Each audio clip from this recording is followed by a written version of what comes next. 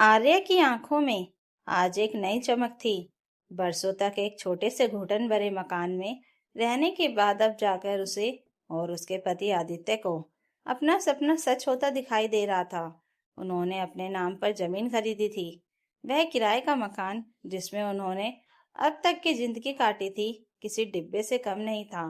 कमरे इतने छोटे थे कि एक बार अगर बच्चों की हंसी गूंजती तो सासू माँ की नींद खुल जाती। गर्मियों में छत पिघलती हुई सी लगती थी और बरसातों में दीवारें भी फफूंद जैसी महक छोड़ती थी। किचन तो बस एक कोना था जहाँ रसोई कम और जहद ज्यादा होती थी। जब कोई मेहमान आता था तो बिस्तर के लिए जगह बचती ही नहीं थी। आर्य और आदित्य फर्श पर ही सो जाते थे। आदित्य ने जब यह जमीन खरीदी और कागजात लेकर घर आया तो आर्य की आंखों में आंसू बह निकले। वह कोई आम कागज नहीं था, वह उनका भविष्य था। एक नया घर, एक नई शुरुआत। आर्या ने अपने सपनों के घर की कल्पना बहुत पहले से ही संजो रखी थी। अब वह छोटी बड़ी बात पर आदित्य से चर्चा करती रहती थी। वह चाहती थी कि घर में एक छोटा सा बगीचा हो जहाँ सुबह की चाय गुलाब के पौधों के पास बैठकर पी जा सके। सास ससुर के लिए एक छोटा सा कमरा हो ताकि उन्हें परेशानी ना हो। एक गेस्ट रूम हो ताकि कोई रिश्तेदार आए तो उसे भी अपनापन महसूस हो। उनका खुद का एक शांत सा बेडरूम हो जहाँ दिन भर की थकान मिटाई जा सके और कुछ प्यार भरे पल बिताए जा सके। बच्चों के लिए अलग से एक स्टडी रूम हो जिसकी दीवारों पर अलमारियां हो। किचन भी थोड़ा बड़ा और खुला खुला सा हो जहाँ काम करना बोझ नहीं, सुखद लगे। और घर में पूजा के लिए एक छोटा सा मंदिर हो जिसमें हर सुबह दिया जले, घंटी बजे और मन को शांति मिले। नक्शा बन रहा था और साथ ही एक नई जिंदगी की नींव भी पड़ रही थी। पुराने घर की दीवारों ने उन लोगों को बहुत कुछ सिखाया था। सब्र करना, सहनशीलता और एक दूसरे का साथ देना। बस यही सारी चीजें लेकर वे सभी एक नई शुरुआत करने वाले थे। जमीन पर घर बनने का काम शुरू हो चुका था। दीवारें धीरे धीरे आकार ले रही थी, नींव पड़ चुकी थी और अब आर्य और आदित्य हर दिन साइट पर जाकर देखकर आते थे कि काम कितना आगे बढ़ रहा है। बच्चों की कल्पनाएं भी उड़ान भरने लगी थी। सास ससुर की आंखों में भी संतोष झलकने लगा था। हर कोई अपने अपने ढंग से अपने अधूरे सपनों को पूरा करने के बारे में सोच रहा था।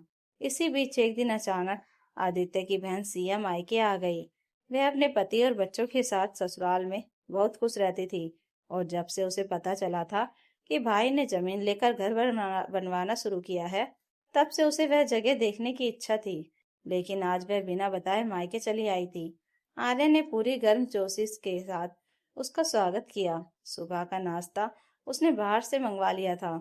सिया को छगन हलवाई के यहाँ की कचौड़ी और समोसे बहुत पसंद आते थे।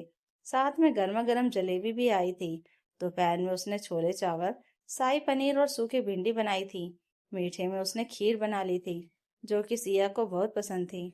बहन से मिलकर आदित्य बहुत खुश था। खाना खाने के बाद उसने सिया का हाथ पकड़कर बोला, चल छोटी, तुझे अपना नया घर दिखाता हूँ। सिया के चेहरे पर भी मुस्कान आ गई। वह भैया भाभी के साथ साइड पर पहुंची। आदित्य उसे पूरे उत्साह के साथ बताने लगा, यहाँ पर छोटा सा बगीचा होगा, यह मम्मी पापा का कमरा, यह हमारा, यह गेस्ट रूम और यह बच्चों का स्टडी रूम और वहां पर छोटा सा मंदिर होगा। सिया चुपचाप सब देख रही थी। उसकी आंखें हर कमरे पर थोड़ी देर के लिए ठहरती, जैसे कि वह अपने भीतर कुछ थोड़ा जोड़ घटाव कर रही हो। फिर अचानक उसकी आवाज थोड़ी तीखी हो गई और वह कहने लगी, और मेरा कमरा कहाँ है? आदित्य पहले तो यह सोचकर मुस्कुरा दिया कि बहन मजाक कर रही है, लेकिन जब उसने बहन की आंखों में गंभीरता देखी तो धीरे धीरे उसकी मुस्कान गायब हो गई और वह भी गंभीर होते हुए बोला, तेरा कमरा मतलब? यह गेस्ट रूम है ना, कोई भी आएगा तो उसे गेस्ट रूम में ही रखा जाएगा। सिया धीरे से बोली, इसका मतलब मैं अपने मायके में सिर्फ मेहमान हूँ? मेरे लिए भी तो एक पर्सनल कमरा होना चाहिए। क्या मायके में मुझे एक कमरा भी नहीं मिल सकता? आदित्य आशंकित हो गया। कुछ पलों के लिए वहां पर चुप्पी फैल गई। आर्या भी स्तब्ध रह गई थी।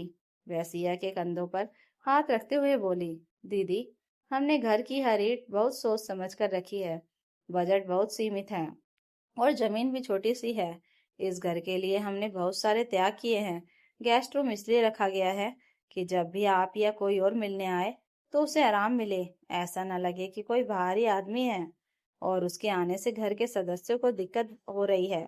सिया ने ठंडी नजरों से अपनी भाभी को देखा और कहने लगी, आज तक तो मुझे लगता था कि मैं अपने परिवार का हिस्सा हूँ, लेकिन आज आपने मेरी तुलना मेहमानों से कर दी। आदित्य ने बात को संभालते हुए कहा, सिया, तुम समझने की कोशिश करो। ये अगर हमने अपने बच्चों के लिए, मम्मी पापा के लिए सीमित साधनों से बनाया है। अगर जमीन और पैसा साथ देते तो हम और भी बहुत कुछ बनवाते। तुम जब भी मायके आओगी तो यह घर तुम्हारा ही रहेगा, लेकिन एक और कमरा बनवाना संभव नहीं है। सिया की आंखों में हल्का गुस्सा तैर गया। वह बिना कुछ कहे पलटी और तेज कदमों से वहां से निकलते हुए बोली, ठीक है भैया, जैसे तुम्हें ठीक लगे, मैं ससुराल वापस जा रही हूँ। इतना कहकर वह टैक्सी पकड़कर वहां से निकल गई। आदित्य को अब कुछ भी अच्छा नहीं लग रहा था। बहन की बातों का बोझ उसके दिल को भारी कर रहा था। आर्या ने उसका हाथ पकड़ लिया। उसकी आंखों में भी आंसू थे। सिया की बातों के कारण नए घर की सारी खुशी कहीं खो गई थी। सिया के शब्द बार बार आदित्य के कानों में गूंज रहे थे। आर्या भी काफी आहत दिखाई दे रही थी। घर लौटकर जब आदित्य ने माँ को सारी बातें बताई तो माया जी स्तब्ध रह गई। उन्हें बेटी की यह बात बहुत अजीब लगी। अगली सुबह ही उन्होंने अपना बैग पैक किया और बेटी के घर जाने के लिए निकल पड़ी। आर्या ने उन्हें बाहर निकलते हुए देखा तो पूछ बैठी, माँ जी, आप कहाँ जा रही हैं? तो वे कहने लगी, मैं सिया के ससुराल जा रही हूँ।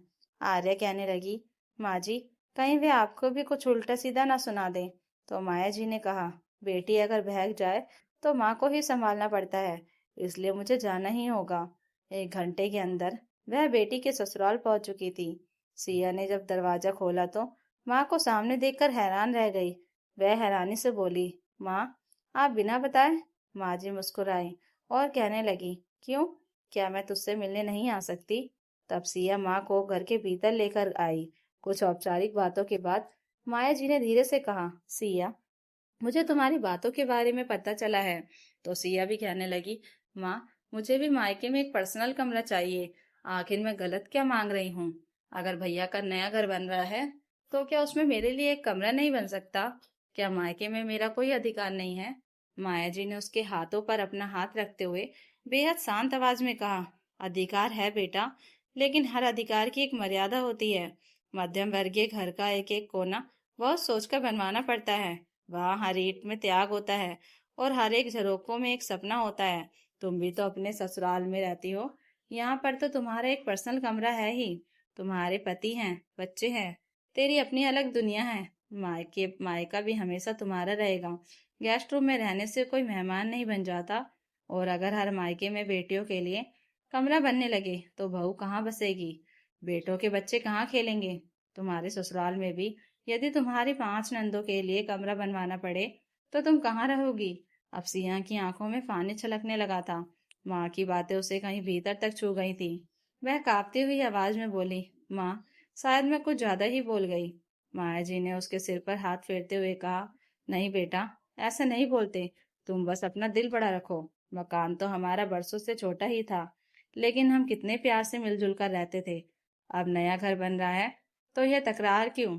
सिया शर्मिंदगी से भर उठी थी। तो दोस्तों, अगर आपको ये कहानी अच्छी लगी हो तो कमेंट करके ज़रूर बताइएगा और नई कहानियों के लिए चैनल को सब्सक्राइब जरूर कर लीजिएगा।